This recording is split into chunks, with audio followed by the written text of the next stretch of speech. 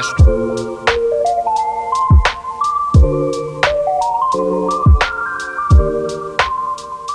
All right, welcome back, ladies and gentlemen, to another episode of the Open Mic Podcast with me, your host, Tom Hirst, brought to you by Richland Source and Newsroom After Hours.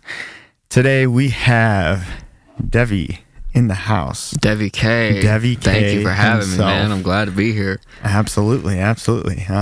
Please tell the folks at home what you do and what kind of music you make. Well, okay, I'm a rapper, artist, producer, self-taught, everything. I'm from Mansfield. I'm 21 years old. I've been writing rap since I was 14, writing songs, raps, whatever you'd like to call them.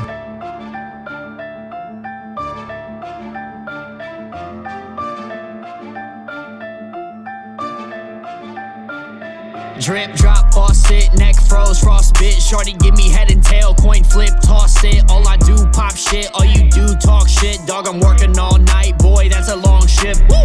Feel like Travis going sick mode. Feel like Drake going 6 mode.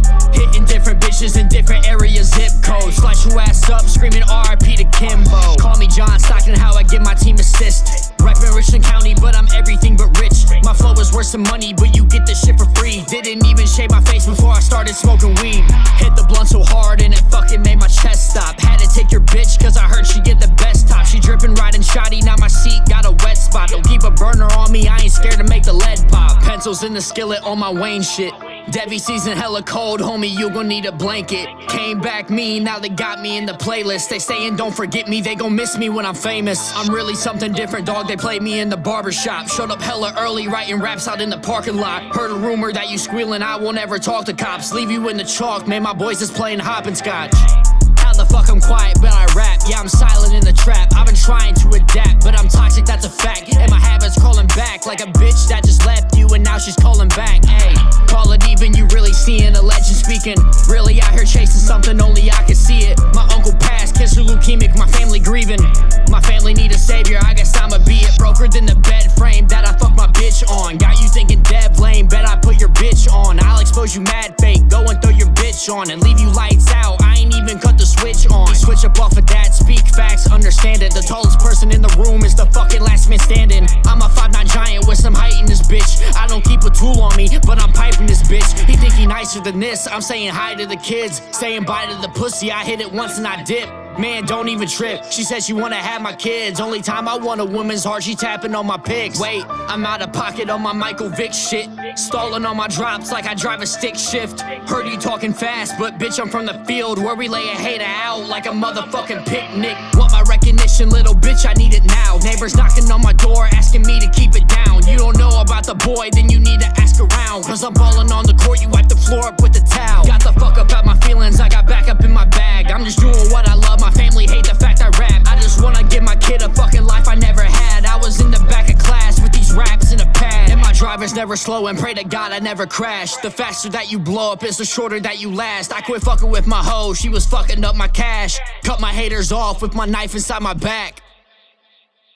You know, 16, got a job, saved up, bought a car. Okay. After that, saved up, bought that first janky studio set up, and I was about 17, 18 at that time. Yeah. So a couple years of writing under the belt, you know, I felt like, you know, I was ready to step in. Then after just years now of trial and error, you know, we're here, you know, taking off, doing shows, getting streams, doing great things. So yeah, I've seen you've it seems like you have been playing a lot more shows. I definitely noticed you're trying to cross the board on, or cross the bridge on the genre-specific shows and get more mixed genre stuff in there too. Yeah, it seems like. I'm a big fan of mixed genre shows. I think more of those should happen. It's a great thing. It's a lot of fun. Yeah. It is. So you've been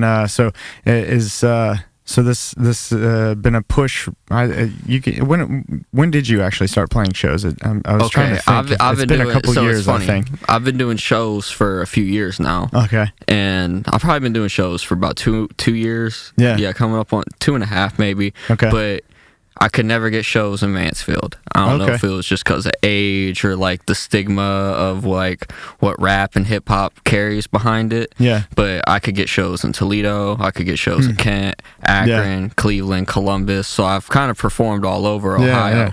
And it wasn't until June this year, June 2023.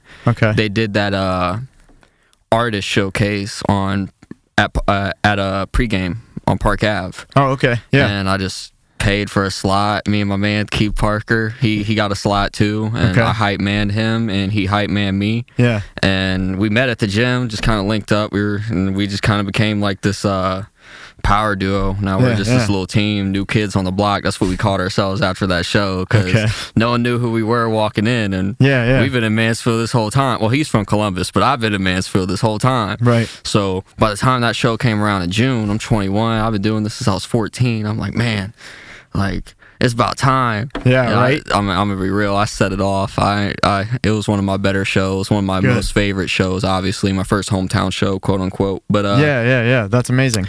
Yeah, especially randomly at pregame too. I know they've been doing, like, I know since the Cause took it over, or not took it over. I don't know whatever you call it, started promoting there. There's been a lot of stuff that's been going on. I didn't know they were doing artist showcase over there as well. That's really cool. Huh.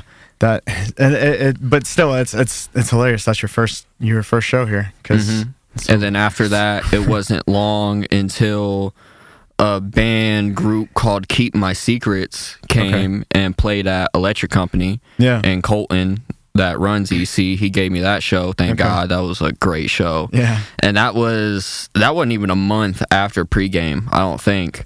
And then within that, I did another show in Kent. So like this year, just the shows have upticked. Yeah. And for the past few months now, me and my buddy Keith, we work together side by side every day. And I've been telling him, I'm like, bro, I just want to cut back on these shows. I want to get back in the studio, because I mean, that's just where my heart is. I've always been a studio rat, and the shows just keep coming, so it's hard to say no. Yeah, and absolutely. We finally just did our last local show for a little bit over at Mankind Studios over here. That Luminous City event that just happened this past Saturday. Luke Beekman hosted it. Okay, that's right. That's where it's at. Yeah, before that, we did another show. I missed that. Yeah, it was a cool event. There was an art gallery and all that. Yeah, and a little beer truck and all that. It was great. Nice. Was it out in the parking lot area? Yeah, by Hirsch Pharmacy. Yeah, it was cool. Oh, did man, Mansfield Music Fest. Yeah, I saw that. Yeah, that was great. Mansfield Music Fest is the best. Shout out to Under Substance, and shout out Tyler Nip, my brother. That wouldn't have happened if he wouldn't have hurt his hand. Thank God. Oh, but, yeah, that's right. Yeah. Originally it was supposed to be. Oh man. And I really wanted to play it this year, and I did hit up Austin. So I want to tell a little story. This is funny. So I hit up Austin November last year, because right after Mansfield Music Fest is done, he does his posting like, who should I play next year? Blah blah blah. Yeah. And I slid up on it. I was like, dude, I would love to do this, because by this time I've already put years behind the craft. I'm trying to get my foot in the door, get noticed in the scene. Absolutely. And at the time, like, I don't know if he was just busy or whatever, my little immature, like, ego pride, but, like, the response I got was just like, yeah, maybe, man, blah, blah, blah. Yeah. And I was just like, bro, that's so stupid, blah, blah, blah. And January came around, and that was when I messaged you. Okay. Because I was trying to get up here to, like, help promote my album and all that I dropped. But January came around, and he listened to my album. Yeah. And he was like, he messaged me back, and it was real genuine, and it warmed my heart a little bit, because he was like, yo man, I didn't know you had something behind you like that. And it was kind of the first honest moment I got from someone around here, and it was like, I promised some other rappers a spot at Mansfield Music Fest this year, but if one of them dropped, you're first up. And I was cool. Like, thank you, man. Like, it was a genuine response, but like something to look forward to. Yeah, absolutely. And I didn't think I was going to get Mansfield Music Fest this year, and I really wanted it, but weeks before the show, your brother luckily just Tyler took the sacrifice, but God answered. So family, man. I can't be upset. Blood. Can't be upset. Right there. Yeah, they'll break their own hands for their younger brother, right? Yeah. Hey, it was worth it. Oh, good job, Tyler. That's amazing. No, that's cool. Yeah. Devy. I mean, you gotta tell me something. Hey. Yeah, I know you slide, down the slide. Yeah, I know you the type to drive when I'm live. Yeah, I know you bad, I know you got a 9 to 5. I'm a star when you miss me, go and look up at the sky. I'm on the road with it. Tell me, is you really down to ride? I'm on the road with it. Tell me, is you really down to slide? Got to text you home alone and you telling me to pull up. Yeah, I know you got that good, need some Pampers and some pull-ups. Now the chick who called my phone, you can answer, tell her pull up. I ain't fucking with these hoes, check my DMs, you can pull up. I'm a boss with it, got the floss with it. See, you got the glitter highlight with the gloss with it. And somebody left my life, they took a loss with it. Girl, your body out this world, I want lost in it. Hit me up, yeah, I know you really down to slide, down the slide. Yeah, I know you the type to drive when I'm live. Yeah, I know you bad, I know you got a 9 to 5. I'm a star when you miss me, go and look up at the sky. I'm on the road with it. Tell me, is you really down to ride? I'm on the road with it. Tell me, is you really down to slide? You been through the ringer, even had one on your finger. I know I'm your favorite rapper, but who is your favorite singer? Girl, I'm swinging for your fences like I'm trying to fill your bleachers. Leave your panties in my sheets, in return you take my t-shirt. Hit it from the back while you hitting on a J. I know you the type, yeah, you want it every day. I'm on the road with it, you know I don't got much time to stay. I'm on the road with it, I know that you miss when I'm away, ayy. But I'm trying to cop a crib though. Awesome rapper shit, get up in your ribs though. Just let me know if you ever need some dick though. And tell your ex he can suck my fucking dick, ho, ayy. I'm a boss with it, got the floss with it. See, you got the glitter highlight with the gloss with it. And somebody left my life, they took a loss with it. Girl, your body out this world, I want lost in it. Hit me up, yeah, I know you really down to slide, down the slide. Devy, yeah, I know you the type to drive when I'm live. Yeah, I know you bad, I know you got a 9 to 5. I'm a star when you miss me, go and look up at the sky. I'm on the road with it. Tell me, is you really down to ride? I'm on the road with it. Tell me, is you really down to slide?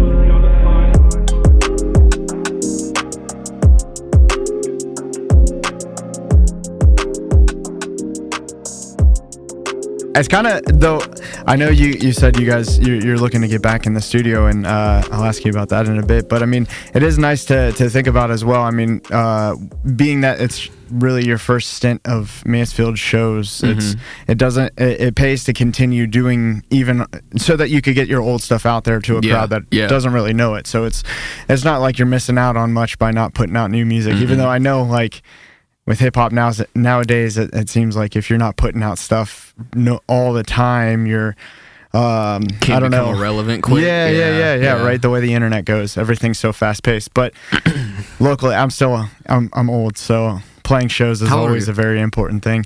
33. Oh, man. Yeah, you're halfway there. People live to be 100. Old in the sense that, like, everything happens on the internet first nowadays, opposed to everything happened physically first back then, you know. And I'm not even that old, but yeah, no, it's sick. So where are you going style wise? Like,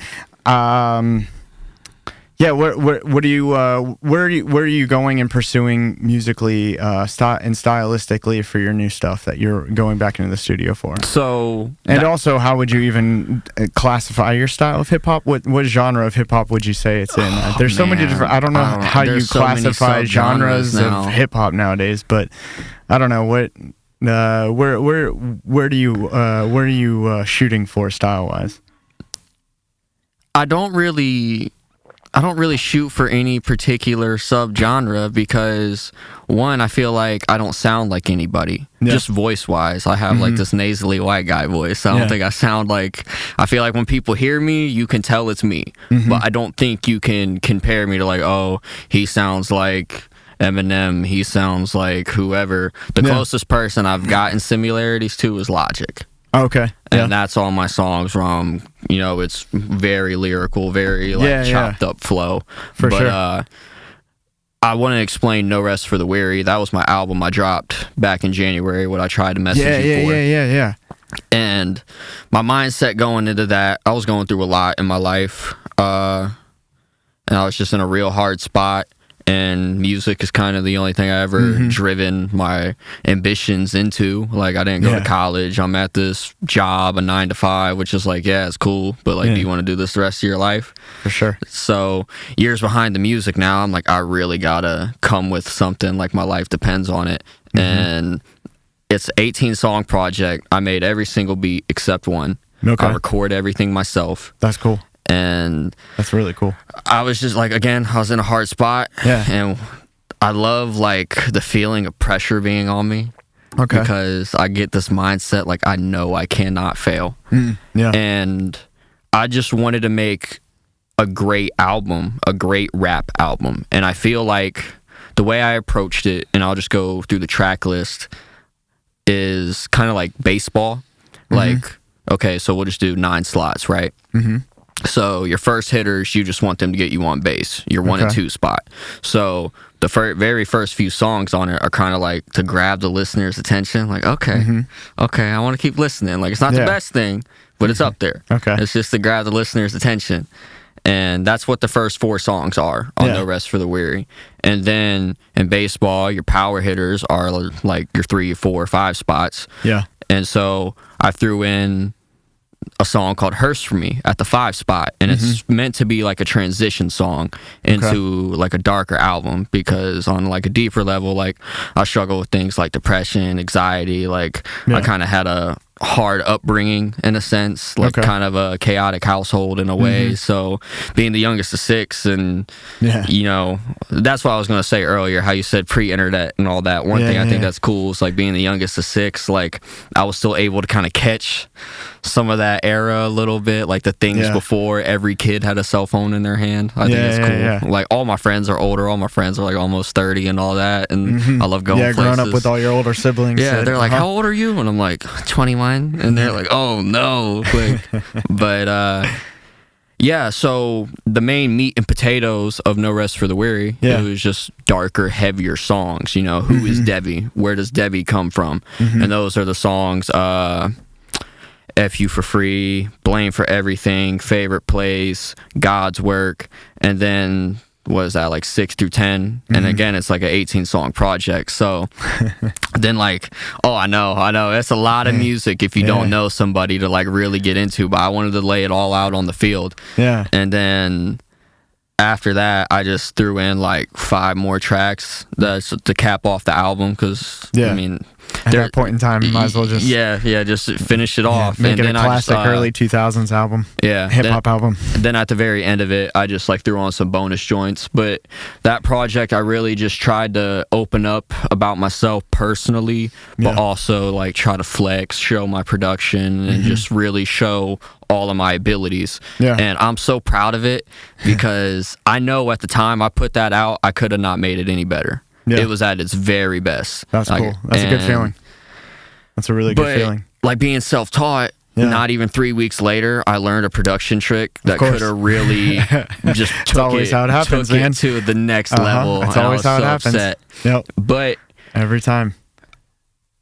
Within making all the songs where I was really opening up, I thought I was like healing some wounds in a way, because my writing's my therapy. Right. And then a bunch of songs I made didn't even make the project. Like I made an 18-song project, and I still have like 10 more stacked back that I didn't put out on it. They're not even out still.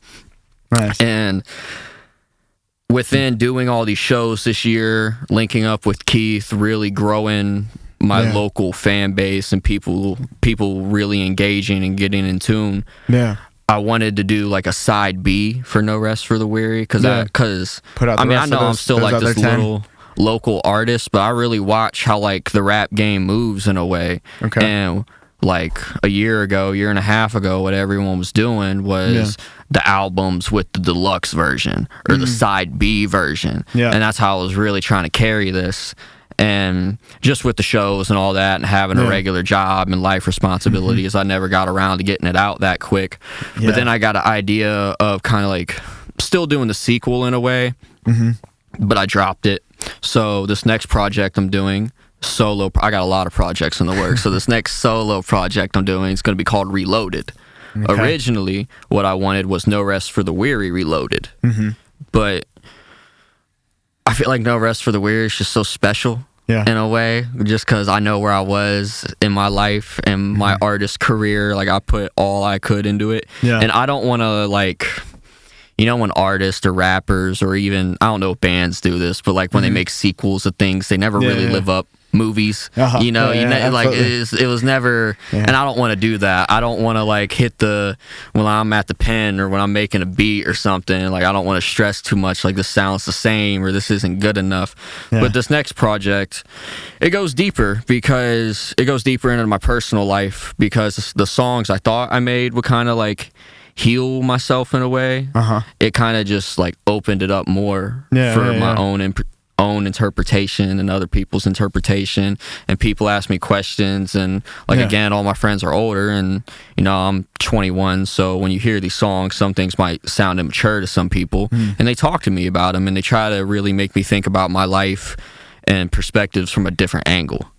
And so this next solo project's just reloaded, and that's cool. Where I'm coming with it, it's just like I'm back, I'm in the studio, I got a line on one of the songs called Been Through. That's at the very end of No Rest for the Weary, and it's like an uplifting song to kind of because the reason I'm beat up on the cover is just because like I've been through a lot. Like I'm just like this little depressed kid trying to make it in this rap game in this crazy world, and my face is all gashed up and I got the black eye and all that, and I capped it off with Been Through because I wanted to finish this darker rap album with a brighter vibe.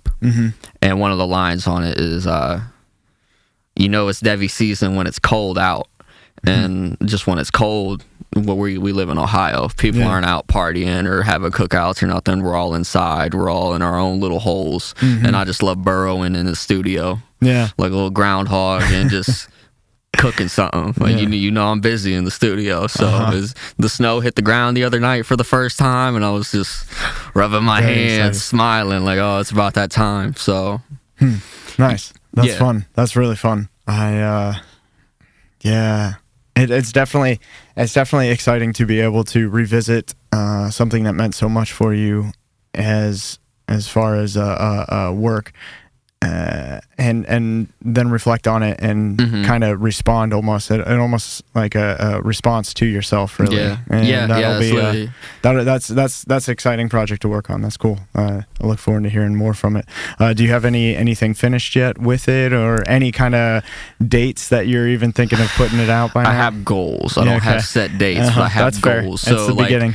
The way, because I just told my buddy Keith, because we work together as a team with our shows, like are you guys gonna ever put out a split? Sorry, I was thinking about that earlier with Keith. Yeah. Because I saw you guys at Two Cousins. When was that? Yeah. You were at Two Cousins, Late Night Slice? Yeah, hey, shout out Vaughn Doom. He threw that show together. Shout out Nicole at Two Cousins, too. Thank you for letting us have that. Yeah, that was really sick. Thank you. Yeah, my wife came out and was there for a bit of that. We couldn't stay for the whole thing, but thank you. Yeah. So I got to see you guys live, and I was while you were talking about him earlier with how close you guys are, I was thinking it'd be cool to hear a split from you guys at some point in time. When he came into my life right as I started making No Rest for the Weary. Okay. And so, I mean, he really helped me out a lot. He's a little bit older than me, so he can spit me some life wisdom and help me as a growing young man in this world. So, he really calmed down a lot of the fire I had inside of me that was pointing in wrong directions. But, so my next solo thing is going to be called Reloaded, which isn't going to be like a sequel of No Rest for the Weary, but more of an extension. And like you said, like you're going to see progression. You're going to see that growth. You're going to see the maturity, in a sense, in the music. But me and Keith, we got a lot in the works. Like we've been linked up for almost a year now, and he works at this every day, just like me, as soon as he's off the job. And we got, I don't know how much I should tell. I hope he doesn't get mad at me, but I'll just give the premise. So we're working on kind of like him in here when you put it out. Yeah. Perfect. Yeah. We'd be happy to do it. But we're kind of working on 2 tapes simultaneously. Okay, perfect. And this is what I was how I like watched the rap game. So what people were doing, how they were going from like the regular album to the deluxe version of the album or the side B. Yeah. This hasn't really happened yet, but it's kind of starting to. I think the next trend is collab albums. Yeah, for sure. Like Drake and 21 Savage did one last year, but right now there's Rick Ross and Meek Mill are working on a collab tape. Oh, yeah. Lil Wayne and 2 Chainz are working on a collab tape. Who else?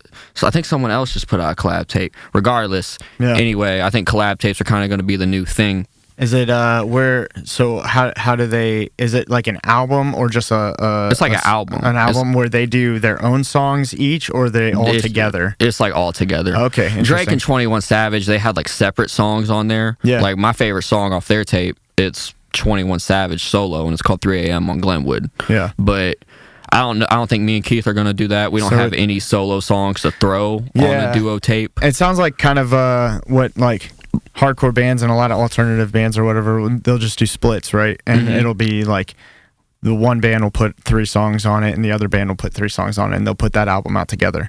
It's like a split EP. Has iBomb done that?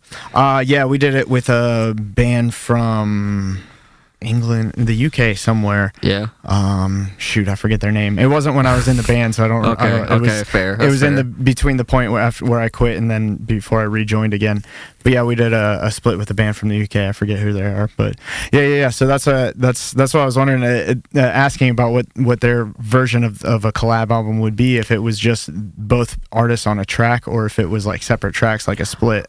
If I were to do a collab album, I would like both artists on the track. Yeah. And we're working on 2 tapes simultaneously, and one is going to be like more club rap music, like stuff you'd play in the car with your windows down or at the party or at the cookout or at the show, blah blah blah, stuff to get hyped to. And then the next one, we want it more on like a serious note. Okay. The club one, more turnt one, that's just what we have more in store. So that one's coming first. And we're hoping to do a listening party over at Mankind Studios, like we were talking about earlier. We were hoping to do like, a listening party like Von Doom does. Yeah. Yep. And we're hoping to do that around our birthdays. His birthday's late January. Mine's early February. Oh, that's so perfect. we want to get it somewhere in there. Yeah, Reloaded, cool. I went out in December. Okay. So it'll be Reloaded, mine and Keith's first tape. We don't know what it's going to be called yet, but we're getting it in store. We're about to start grinding on it. We just talk to each other every day, like, bro, it's about to be crazy. That's cool. And then after that, I would like to come with another solo project, and I want this to be more like lo-fi, boom bap-ish, house style rap. Okay. Because, like I said, I've been writing since I was 14. Yeah. And when you're 14 and you're listening to Eminem and Lil Wayne and Kanye and Jay-Z, and they're up there saying F this or F that and just talking all wild types of ways, I mean, that's just what you're gonna write. And for some reason, I like never put it into perspective, like, man, I'm really gonna be holding the microphone and saying words like this on a stage one day. And like, it doesn't bother me personally. Like, I grew up in a military family, so like, you know, slurs and cursing, that's just second nature. Like, I came out the womb, you know, doing it. And you know, but actually having to look at people in the face and say some of that stuff, like, and like get into it at the same time, it's it doesn't really throw me off, but it throws them off. That's fair. And I'm like, and when you're trying to win fans and you're really trying to gain support, you're trying to hit ears of all variety. Yeah. And you know, when you'll see some people's faces when you start saying some explicitive things, and it's like, man, I really gotta and this is what I mean by like the people in my life who are older. They'll look at me and challenge how I view things and like the things I say and you know the energies I put out into the world. So I want to come with like this lo-fi, boom bap-ish, like house style rap, more I don't want to say Mac Miller sounding, because you know, like, I love Mac Miller. I have Mac Miller tattoos. Like, all these tattoos I have are music related. And he definitely did push that genre of hip hop, kind pop of to the in forefront. The pop world a lot more heavily. Made it more trendy, I'd say. Like, definitely hit that note hard. He did it great, so it makes sense. Yeah, and I want to come with something like that in the springtime. Yeah, and that'd be cool. I don't know how shows at Relax go anymore. Well, but I would love to have like I'm a big coffee drinker. I should have got a coffee before I came here, but I love, like, my favorite things to do on the weekends or days I'm off work is just wake up, get a cup of coffee, and go like sit down at the MacBook and just start making a beat, start writing, and it's just like that. My creative juices are the best in the morning, and just like doing your morning routine, waking up, doing what you love to do. There's nothing better. Yeah, and I love performing. Just it might sound stupid to some people, but like singing or rapping, like your voice is an instrument. Like For sure. if you don't do it, like you're just not gonna sound good. Yeah, absolutely. But I just love like the physical action of rapping, or like I'll perform like with one little jukebox and a microphone and just have the greatest time of my life. It's the funnest thing in the world to do. And I would love to have, when I come out with that lo-fi project, I'd love to have like a Saturday morning like coffee and hip-hop bars or something like that, and just have like a really nice like mellow, like, do you watch the Tiny Desk concerts? Sometimes, yeah. I've watched like, a few. Like I want to do something like that, but you know, we'll see. Fingers crossed. You know, Try and we gotta get the music made first. See if the Richland source would like to do a morning coffee and hip hop. We should talk to Zach. Yeah, in the style of the Tiny Desk, because that's what Newsroom After Hours is. Well, I don't know if that's exactly what, but they were trying to just do cool shows with a news place, and so do a morning coffee and news. Get a couple different artists on it. Yeah, that'd be fun. But then after that tape, it would be mine and Keith's next tape. That's more on the lyrical level, more. Yeah. I don't want to say heartfelt, but it's going to be more from the chest, more things we really feel, and just as men and as we're growing in this world. So that's cool. Yeah, but a lot of stokes in the fire, so that's pretty much. That's exciting. That's really exciting. Yeah, you guys are really hitting hard. Thank you. It's definitely showing. Yeah. Absolutely. So you said no, taking a break on shows then, or do you have anything coming up? So a lot of the reasoning I feel like I got local shows so quick like I did is because like I when I have shows, I post about them. Like, I don't post as much as I should, but if I'm doing a show, I'll definitely post a flyer where it's going to be what time I'm going, blah, blah, blah, blah. And I feel like what got a lot of people's attention around here, or people that knew me at least, is they would see me go to Cleveland, they'd see me go to Toledo, they'd see me go to Akron, and they're like, man, you're really out here doing these shows. Yeah. When's the Mansfield one, bro? I need that one. Yeah. And I'm not necessarily laying off shows. I just want to lay off local shows. Yeah. Because, I mean, we're small town. I feel like if you're doing a show every Friday night, people aren't going to want to come out because it's like, oh, I'll just catch your next one. Yeah. I'll just catch your next one. Absolutely. And that's what I don't want. Like, I want to keep the rarity, but, like, the demand up in a way. So when you see Devy Kay and Keith Parker and Devy Kay, it's like, oh, I'm paying that $10, $20 to get in the door and watch them do their thing. So what I'd really like to do, and this is the plan, we're going to tuck back, get in the studio, and about one show a month. If we could do one out-of-town show a month, just to kind of like stay sharp. Yeah, keep our gears oiled in a way, so when we do kind of hit the shows hard again, we're not, gasping for breath every line and all that, because you don't want to be that guy either. No, yeah, especially in hip-hop. It shows. You need a lot of breath. Yeah. And you need a hype man. That's why we work together. Yeah, absolutely. That's my tip. If it's a blessing he walked into my life, because we've really helped each other a lot with our music, but my solo shows, it's so hard to like keep a crowd engaged, because when you need that breath and you're rapping a line like sick of playing nice and I'm coming back, and there gaps a little bit, the energy ducks down, like the crowd's they kind of look at you confused a little bit. But if you have the hype man behind you, like sick of playing nice and I'm coming back mean, like it keeps them engaged. So fills the gaps. Yeah. That's cool. That's cool. Yeah, it definitely helps. I'm not used to seeing a whole lot of hip hop shows, unfortunately, because I haven't been able to go to a lot of them recently. But the ones that have the hype man, it definitely fills in those gaps nicely. I definitely want to say local hip hop is growing. It really seems like it is. I don't know if I see a lot more hip hop artists. It seems like there's a lot more hip hop artists starting to actually get active, and that's really cool. I think around here, hip hop got a bad rap for a long time, not to sound corny, but like just I think you got to prove you can have shows and it not be a liability. And that's why Von Doom did the Two Cousins show, because we really wanted to show like we can have a hip-hop show, people aren't going to start fighting, it's not going to get too rowdy, no one's going to call cops or anything. Like we're going to be able to, like, we're going to have fun, we're going to keep it in control, it's going to be safe, and we're here for the music. That's what it's about at the end of the day. It's the music. Absolutely. Yeah, it's definitely growing. And yeah, man, that Two Cousins show was great though. I was glad it was fun. I'm really hoping to see that crowd grow more. I think the mixed genres with that Vaughn and Jake we're doing together and getting more hip hop and hardcore or rock or punk and stuff like that. Those types of shows going, I think there's kind of like there's a few like really helps.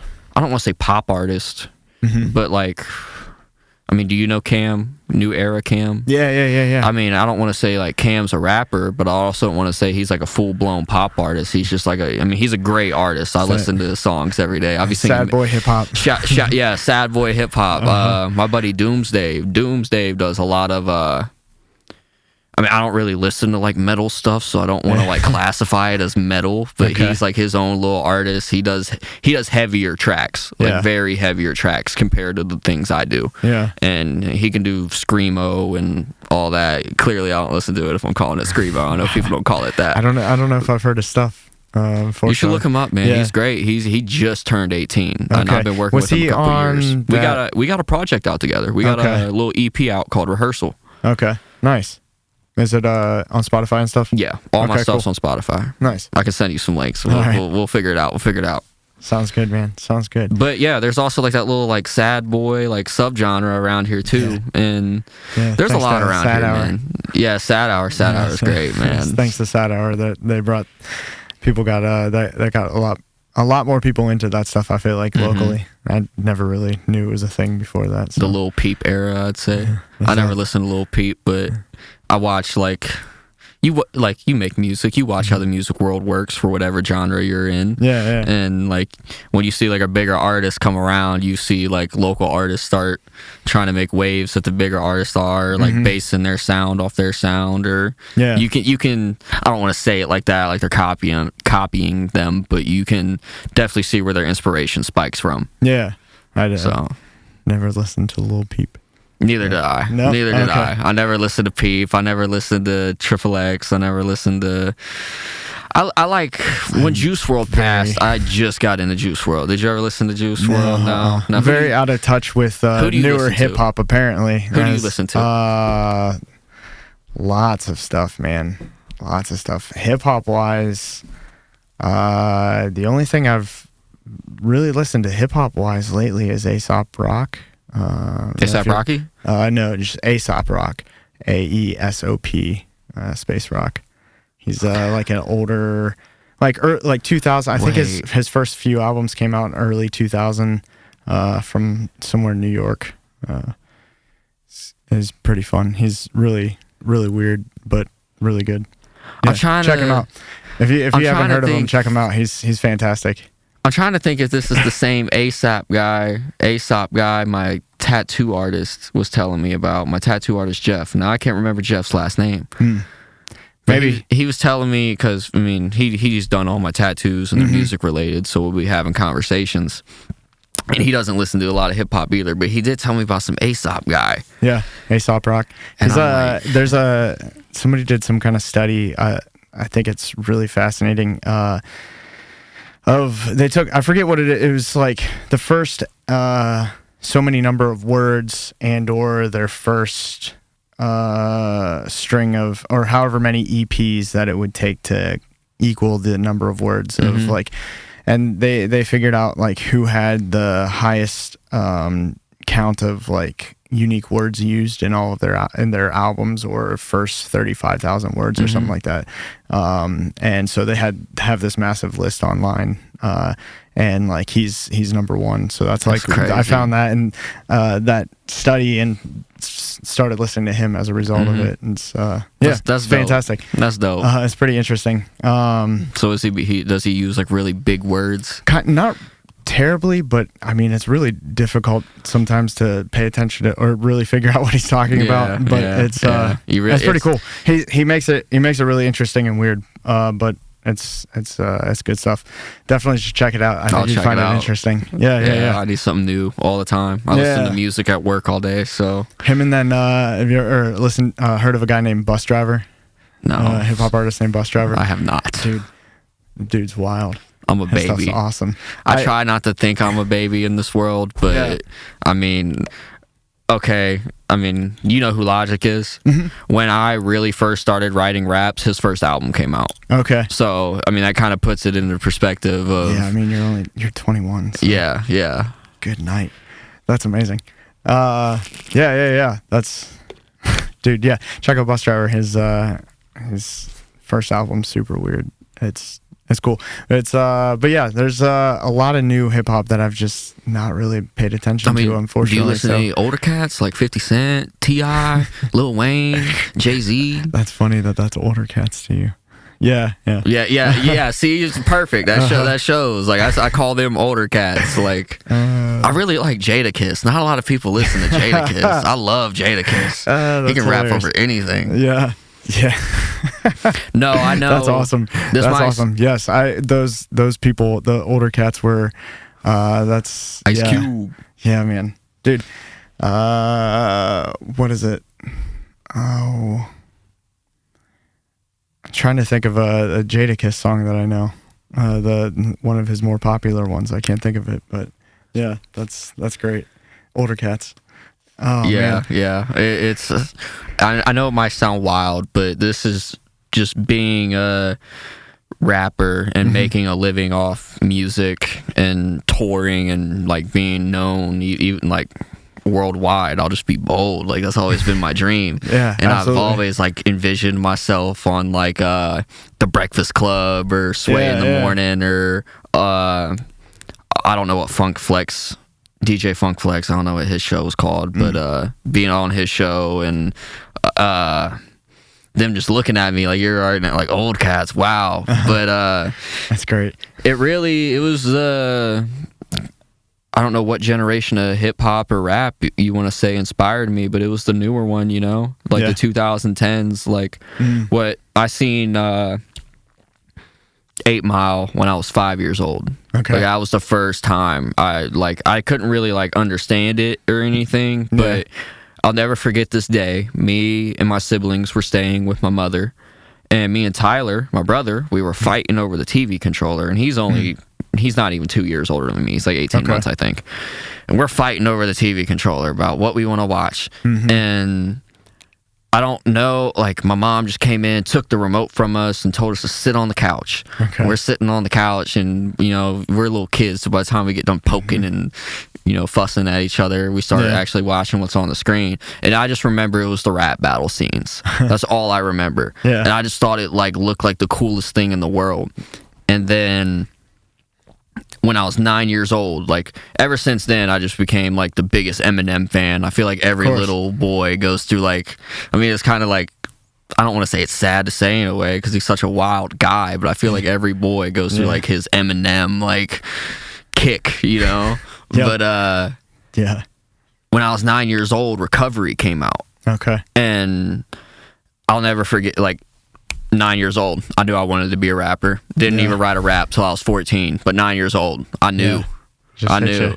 And so wave came over you. And then by the time I really like, I want to say it had to be earlier than 14, because I'll never forget when Machine Gun Kelly popped. And he was from Ohio. He was white. He was a rapper. You know, it was just like everything I wanted to be. And it was just like the second boost to energy. But then, like, when he came, and I pretty much dove into the full MGK catalog, that was when I just dove into music, everything. And I've gone back and listened to, okay, I called it the old heads, but I've gone back and listened to the 50 Cent joints, the Ludacris joints, Dr. Dre, Chronic 2001, that was the album where I was like, I need to start making my own beats. Yeah. And that great album. The first time I ever heard it, I was 19. That was 19. And the only reason I heard it was... I think I was probably about that age, actually, when I first heard it, too. No, I was a little younger, but yeah. The aux cord went out in my car.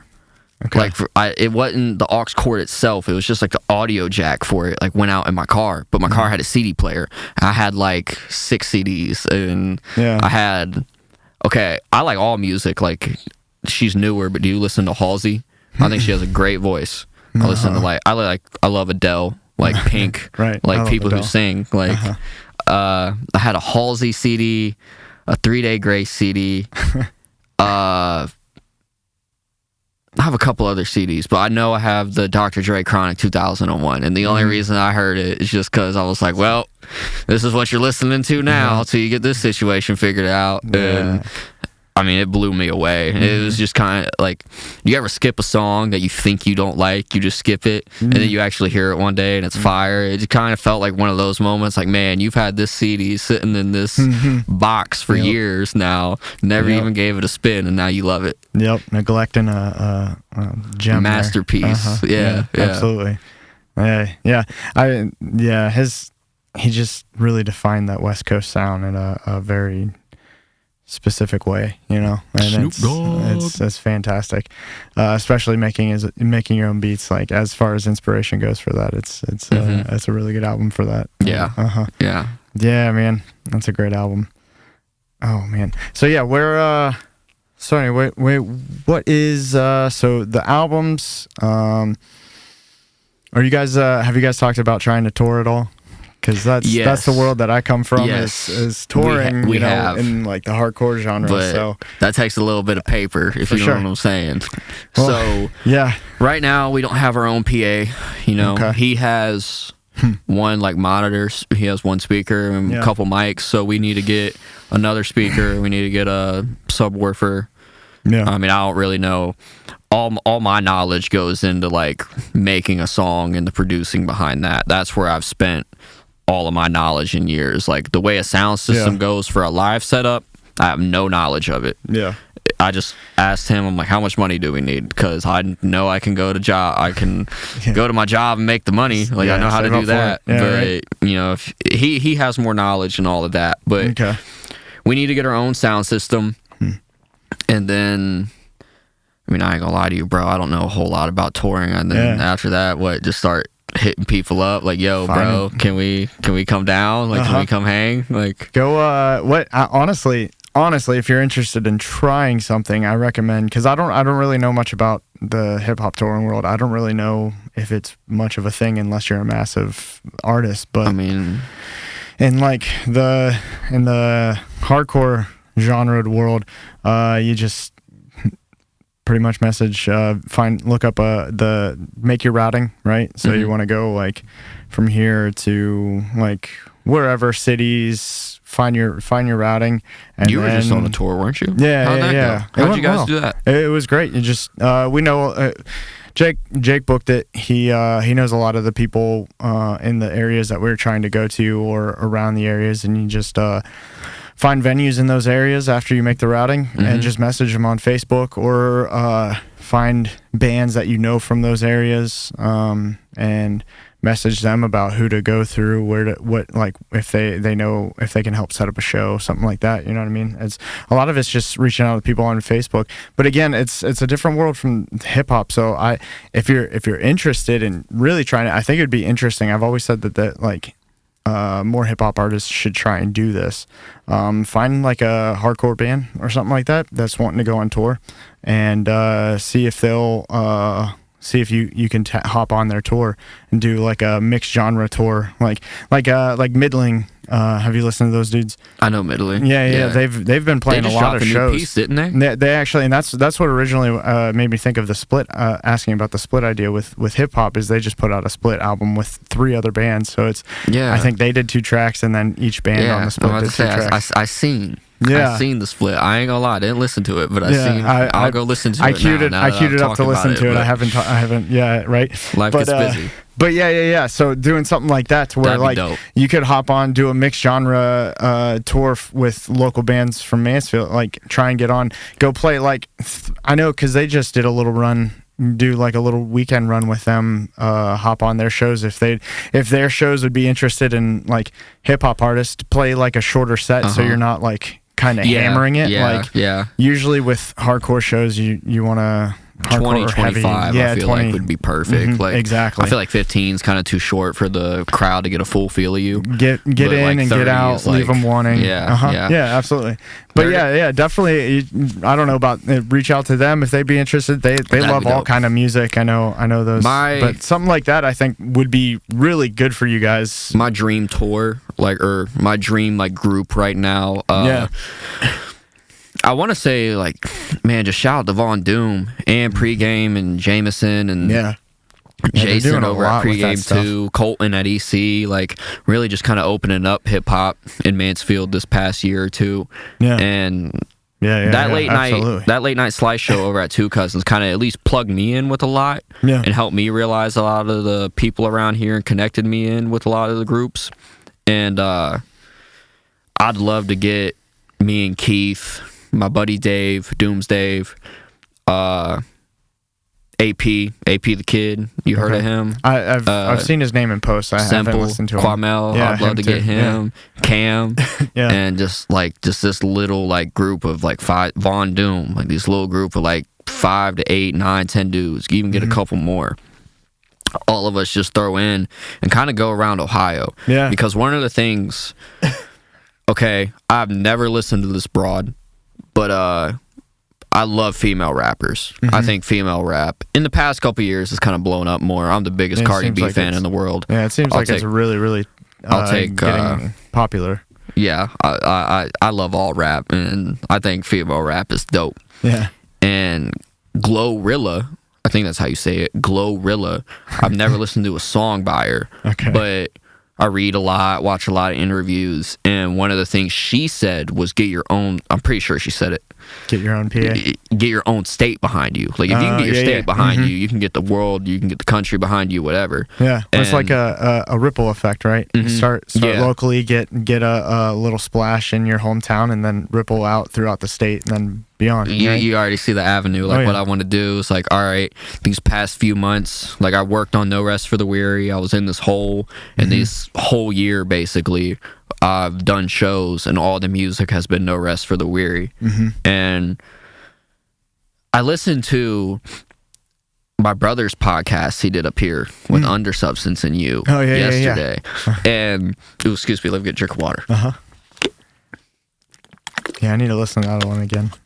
Well, I listened to it the day it came out, and one of the things you said, and this might sound dumb, but a lot of the knowledge I picked up about music or touring or doing shows, it wasn't even from hip-hop or rap people or the world. It was seeing people in bands say something, and you said, when you're sick of playing those songs, that's when you should really play them, because that's when you're the most tight, that's when it's the most clean. And that's kind of where I'm at with a lot of this music. But I'm like, man, I know when I go to these shows and the people know me, they're going to be expecting to hear these things. So you're kind of going to have to keep them in the rotation a little bit. It's a blessing and a curse, man. It sucks really bad, but it's also the best spot to be in.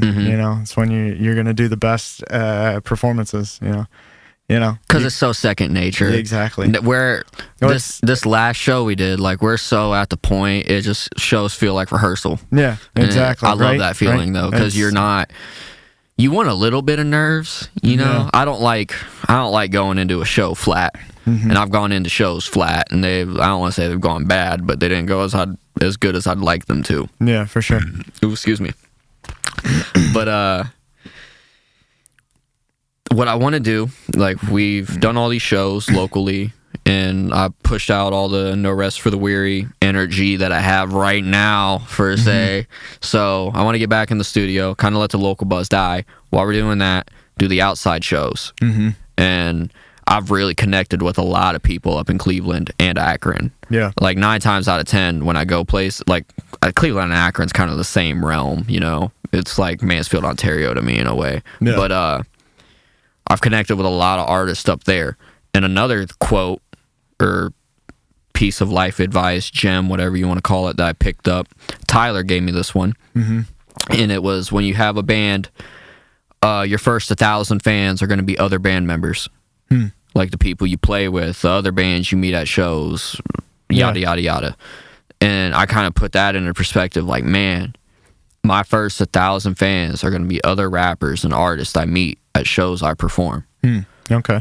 And that's just kind of like how I've stuck to it. Yeah. And when I go to these shows, I got a great guy of mine. His name is, I don't know if this is his real name. I just call him Kenji, but his artist name is Kamikaze Kenji. And he's up in Cleveland. And I've gone to a couple of his shows. I don't want to really, like, me and him don't, like, we're not like, what's up, bro? Like, we're definitely cordial. But Kevin Tyler, he's a real good guy. He hooks me up with all of my shows that are outside of Mansfield. So, and he did it was like a little tour run. It was like a Ohio Against the World tour. And they were just doing it at, like, local bars in different areas. But I'd love to kind of kick up, like, that little group I mentioned earlier of all of us local guys. Like, I'd you love guys to should all put out a split together. That'd be great. And then tour off of that.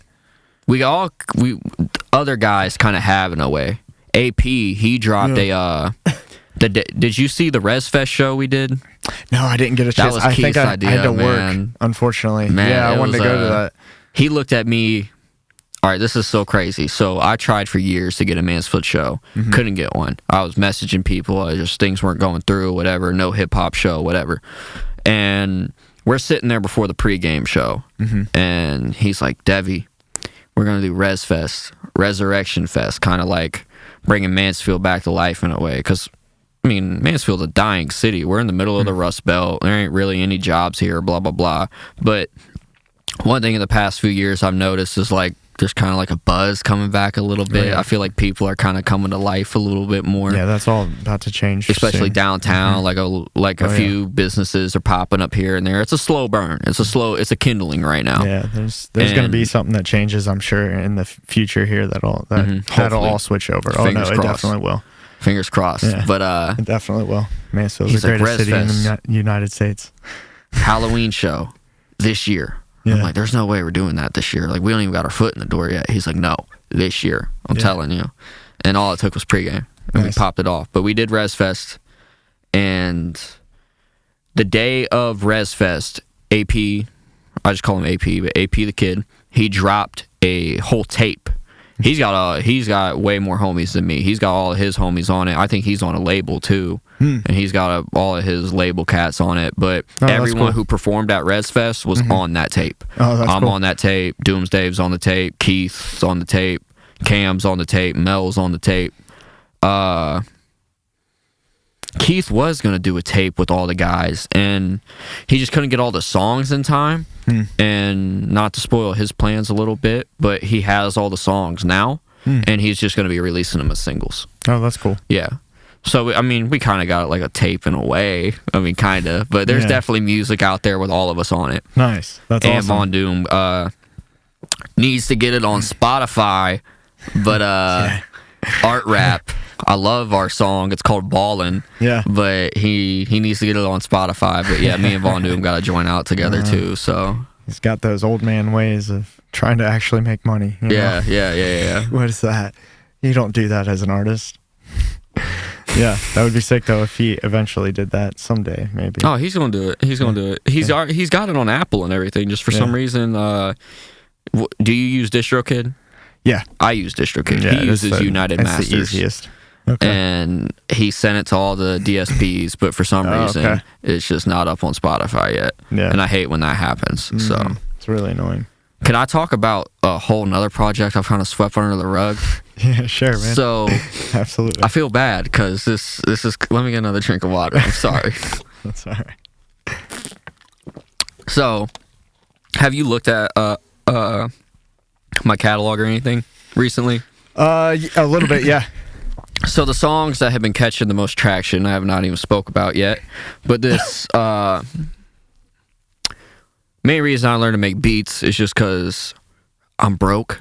I hate paying people for beats. Like, all my songs I would write in high school were just over YouTube beats. And, like, no one's trying to do that. So I started making all my own beats, and producers would hit me up from time to time. They're like, yo, you want to do something? And I'm like, yeah, but I'm not buying your beat.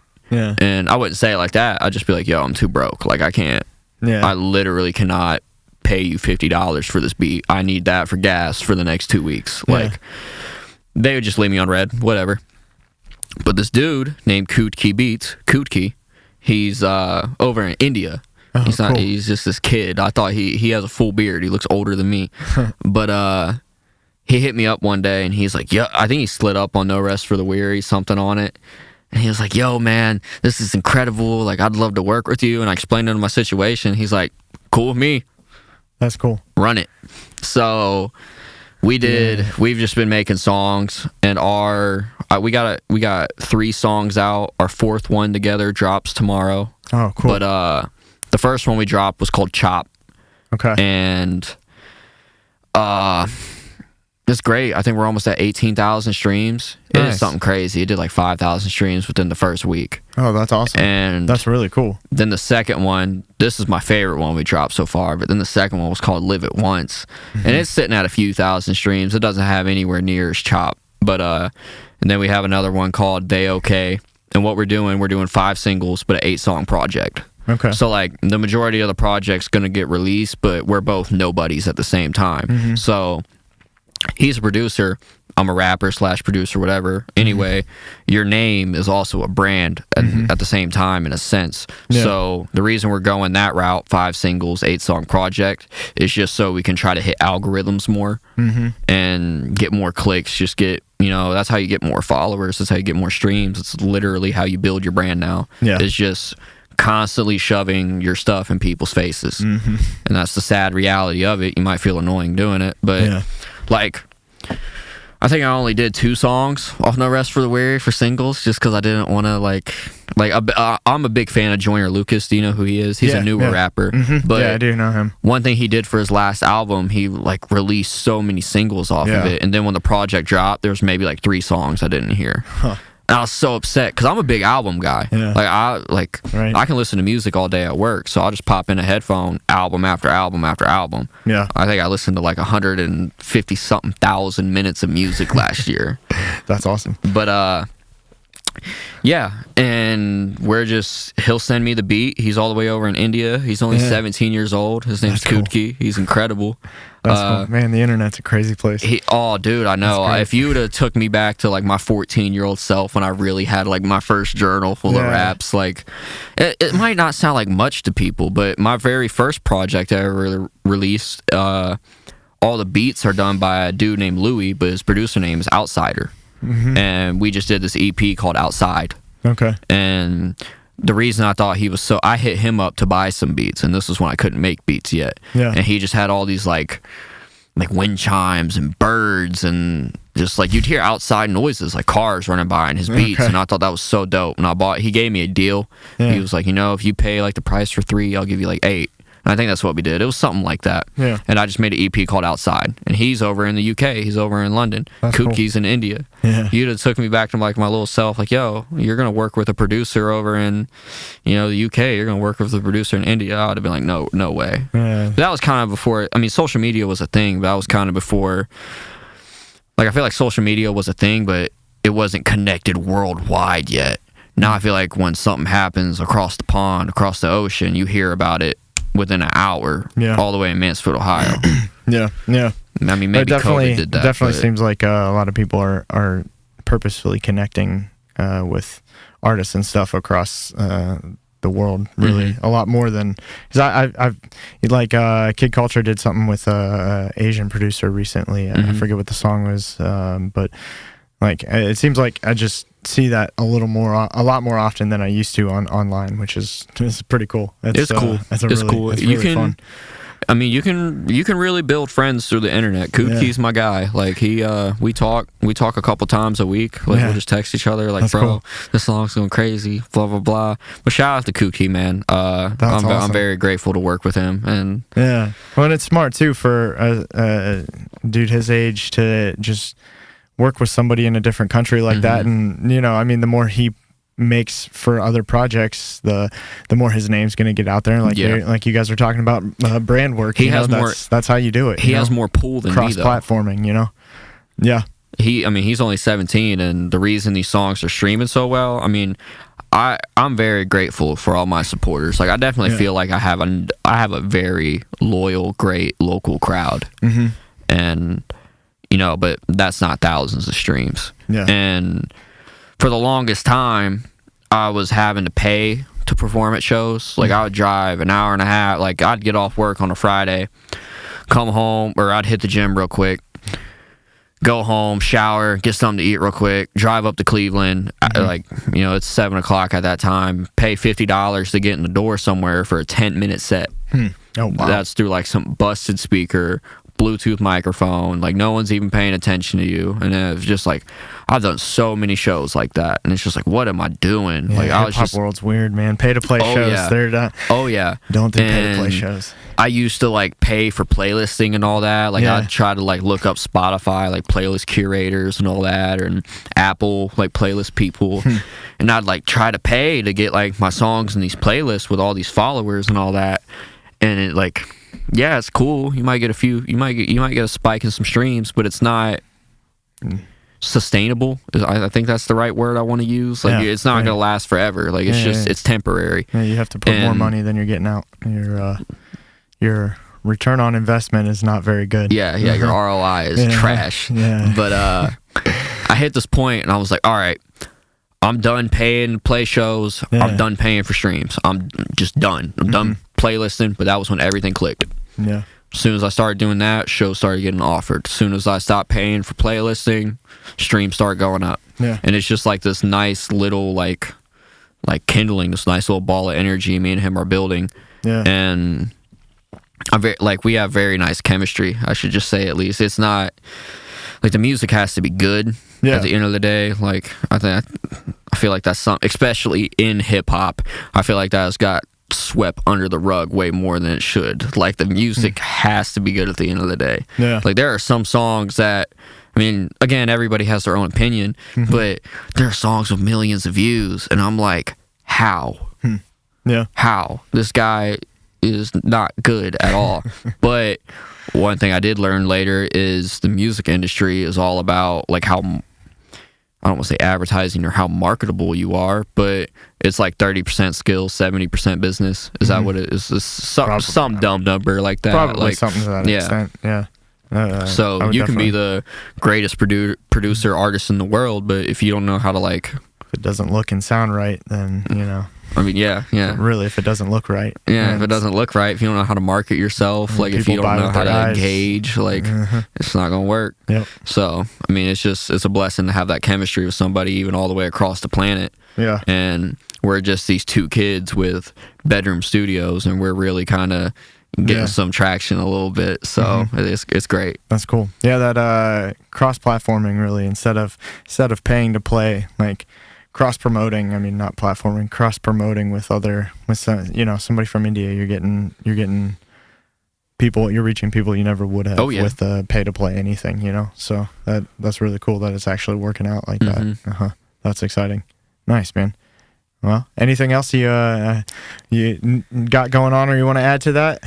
No, man. I mean, I'm grateful for the people that tune in. I'm grateful for the people that check me out. Thank you for bringing me up here finally. Dude, absolutely, yeah. Shout out Dive Bomb. Let's just not getting to you, but yeah, you know, it's okay, man. Getting back in the swing, honestly. Yeah. Can I ask you a question? Sure. Why is I mean, I'll be there November 10th, but why is Dive Bomb splitting up? Just so yeah, 10 years, man. That's a lot of time. Like, right. I know it really is. It seems longer in some ways, but I actually I just talked about this. I'm gonna be putting out a explanation, or just like I had myself on here and explain where I've been at and why I haven't been putting stuff out, but I kind of talk about it on there, so maybe people will be hearing it for a second time. But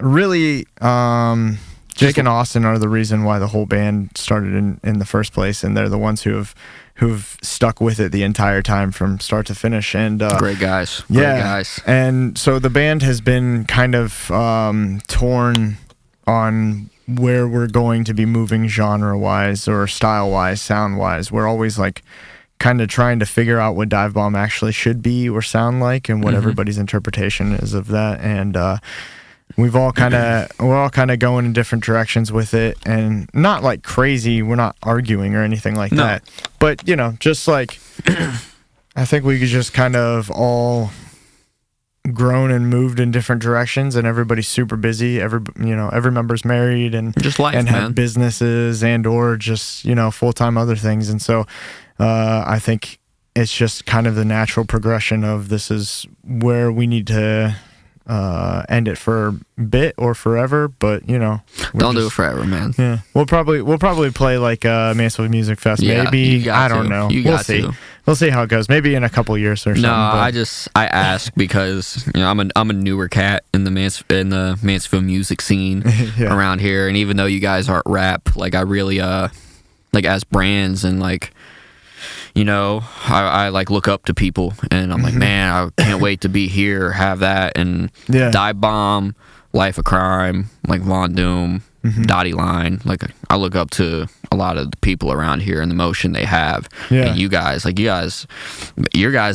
clips from Mansfield Music Fest were going crazy, man. That one pool noodle clip. Yeah, all the pool noodle clips, man. Yeah, that was very surprising. You guys are great, man. All you guys are great guys. I just met all you guys recently, but I really look up to Dive Bomb. So appreciate it. I'd love to see you guys get an anniversary show, Mansfield Music Fest. Do it as a surprise. Yeah, hopefully we'll see. We'll see how it goes. But yeah, man. So that's pretty much it. Just natural progression of life at this point in time. That happens, man. Yeah. That's beautiful, though. Yeah, I think it'll be. I was very surprised by it.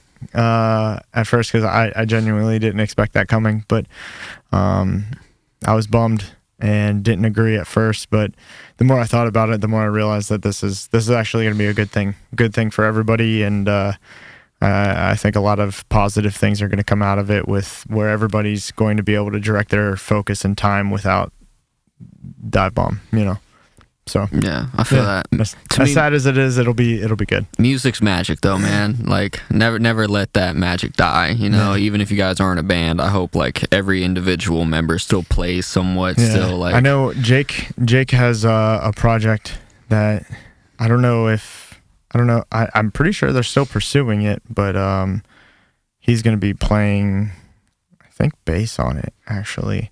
He's going to be playing bass. Lily Jenkins is going to be doing vocals, and that's dope. Ryan, her boyfriend and Jake's friend, is going to be playing guitar. I think they're still looking for a drummer. I'm not sure if they've. Oh no, they do have a drummer. I think Tia's playing drums. But yeah, hopefully that's going to be cool, man. That's going to be a sick project. I'm very excited to hear. Yeah, we'll be looking forward to that. Yeah, so I'm hoping to do something vocally again, because that would be nice. I'm looking eventually, because I miss doing that. So. Yeah, we'll see. It should be sick. Yeah. Sweet, man. But yeah, other than that, so where can people find your music? And just go, your Instagrams. Go ahead and search Facebooks. Devy Kay, DEVY KAY, Apple Music, Spotify, YouTube, anywhere you listen to your music. Go and follow me on all social media. That is Devy Kay 26. So just DEVY KAY. The numbers 26. That's Instagram, TikTok. You can find me on Facebook at just Devy Kay. But yeah, and perfect. I'm gonna get back in the studio, and you're gonna see a lot of music coming down this pipe. I'm a chef Devy, so it gets busy in that studio, and things come flying out of it quick. So expect a lot of music coming out of the woodwork, and I'll be doing shows before you know it. So cool. Thank you for having me up here, man. It's been great. Yeah, absolutely. This has been fun. It was nice talking to you. Thank you. Thank you guys for another episode of the Open Mic Podcast. And with me, your host, Tom Hirst, brought to you by Richland Source Newsroom After Hours.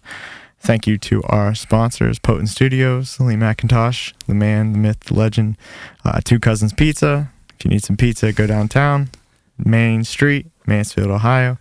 And Henry Screen Printing. If you need anything screen printed, you need some cool t-shirts, you want to put some kind of lighthearted logo and saying on it, sell it on Pinterest, hit up Henry. Yeah.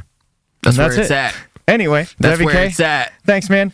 Mansfield, Ohio is the greatest city in the continental U.S. Yes, sir. And I look forward to more shows and more awesome music from you guys. Have a good day.